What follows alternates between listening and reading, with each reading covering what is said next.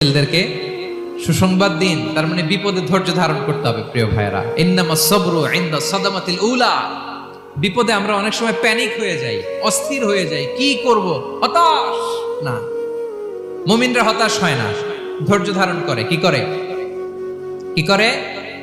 ধৈর্য ধারণ করার শক্তি দাও গো মেহেরবান আমায়, দাও গো মেহেরবান। পড়েন, ধৈর্য ধারণ করার শক্তি দাও গো মেহেরবান আমায়, দাও গো মেহেরবান। সবাই বলুন একসাথে, ধৈর্য ধারণ করার শক্তি দাও গো মেহেরবান আমায়, দাও গো মেহেরবান।